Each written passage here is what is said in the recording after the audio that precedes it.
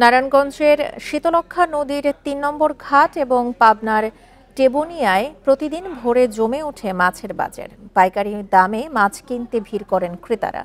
দুটি বাজারে প্রতিদিন বেচা কেনা হয় কয়েক কোটি টাকার মাছ।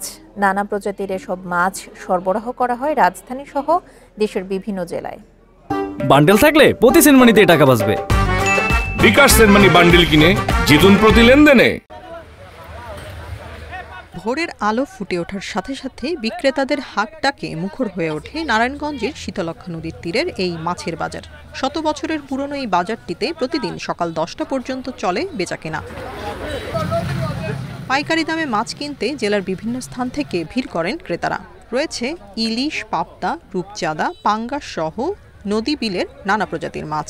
প্রতিদিন গড়ে বিক্রি হয় 4 থেকে 5 কোটি টাকার মাছ।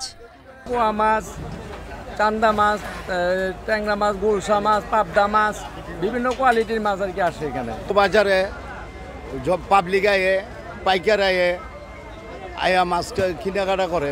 এখন ব্যবসার পজিশন মাছের দামটা একটু বেশি হওয়াতে একটু ব্যবসাটা ডাউন আছে। নিচে নামার থেকেও তারা মাছ আনতে পারতেছে না এবং আমাদের এই জায়গায় একটু দামটা বেশি। ভোর থেকে সকাল 8টা পর্যন্ত 2 ঘন্টার জন্য বসে পাবনার টেবুনিয়া মাছের বাজার। সদর, আটঘরিয়া, ঈশ্বরদী, চাটমোহর ও নাটোরের মাছ চাষিরা আসেন এই বাজারে।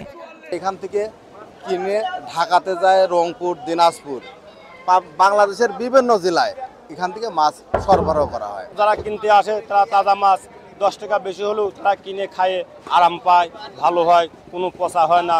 এক গাড়ি 70-80 হাজার টাকা, 90 হাজার টাকা প্রতি গাড়ি বেচা কেনা হয়।